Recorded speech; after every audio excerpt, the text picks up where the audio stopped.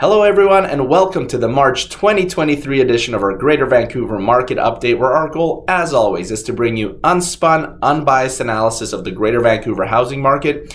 If you find this content helpful, informative, or even mildly interesting, please give us a like, give us a share, hit that subscribe button down below on YouTube to make sure that you don't miss out on any future episodes.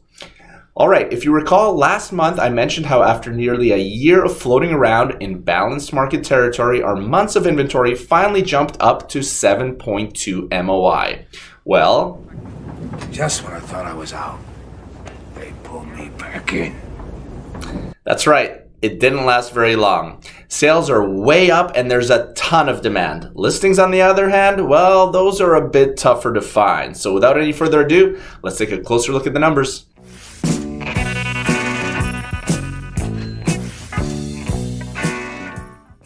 Alright, let's start off with our February sales numbers, which came in at 1,808 transactions, which is a whopping 76.9% increase from the month of January.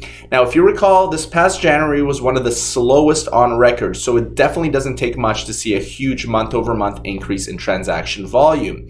Especially when you consider that last month still saw 47% lower sales numbers than this time last year. And compared to the 10-year average for the month of February, this year's numbers were 33% below what we have seen over the past decade. So when we put those 1,808 sales into perspective from a historical basis, that nearly 77% increase in sales volume from January doesn't look nearly as impressive, but rather an indication of just how bad the January numbers actually were. Okay, so sales activity has seen a noticeable increase. Next, let's take a look at total listings, which came in at 7,868, making it only a modest 5.2% increase from the month of January. And this is the stat that is the big story when it comes to Greater Vancouver real estate.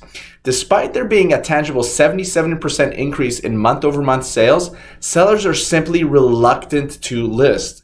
So with sales outpacing listings by nearly 72%, our months of inventory dropped right back down by 3 MOI to 4.3 months of inventory and into borderline seller's market territory. And when sellers hold the leverage in the market, that means prices begin to start trending upwards, which is exactly what's happened this month as the HPI price index rose by 1.1% to 1.12 million, the first time the index has risen in the last 11 months. If we take a look at the price graph, and this is over a 3-year span, we can see that the recent shift in consumer confidence over the last couple of months is manifesting itself into upward trajectory for the HPI price index. Now, is this the beginning of another bull market here in the Lower Mainland, or just a spring blip on the radar? To explore these topics, let's jump into everyone's favorite segment, Boots on the Ground.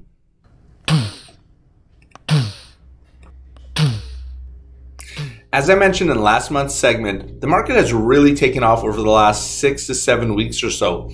I would say 80% of new listings are once again setting an offer date rather than dealing with offers on a first-come, first-served basis.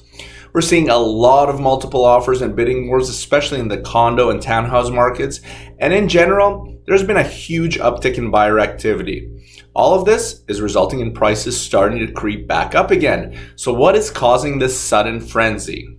Well, for one, after the January 25th rate announcement, Bank of Canada Governor Tiff Macklem was quoted as saying that the bank will hold interest rates steady from there on in, at least in the short term, in order to assess the impact that their quantitative tightening has had on the economy. And last Wednesday, they did just that, not raising interest rates and holding the overnight rate steady at 4.5%.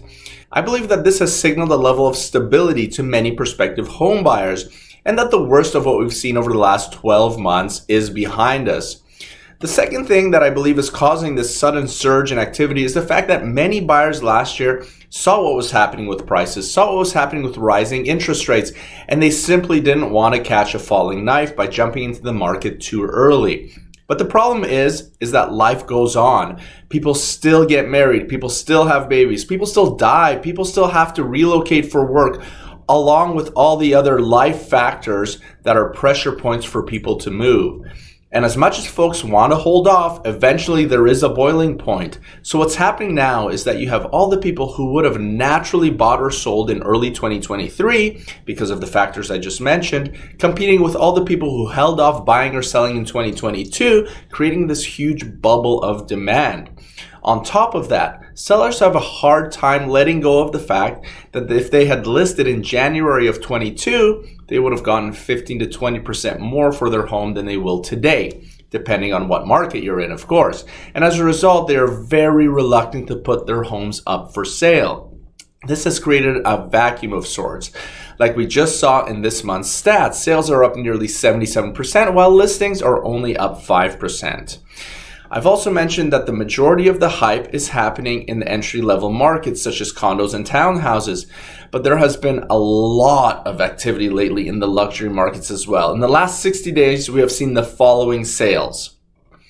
545 Robin Hood Road in the British property selling for $8.8 million.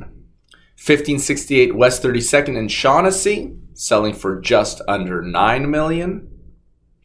3689 Selkirk Street in Shaughnessy selling for just under $15 million. Penthouse 2 at the Fairmont Pacific Rim selling for $19.3 million.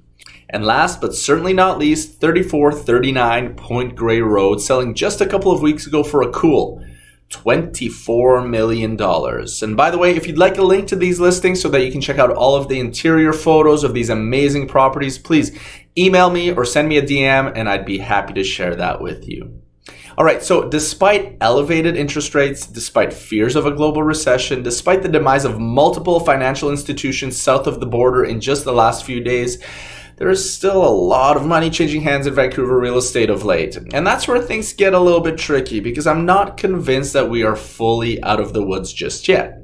Yes, inflation seems to be coming down here in Canada, at least that's what the Bank of Canada is telling us, but that's not really the case in the US. And the labor market is still extremely overheated on both sides of the border. If these trends continue, especially in the US, the Fed will be forced to continue raising rates down south, which will put massive pressure on the Bank of Canada to do the same, or risk heavily devaluing the Canadian loonie.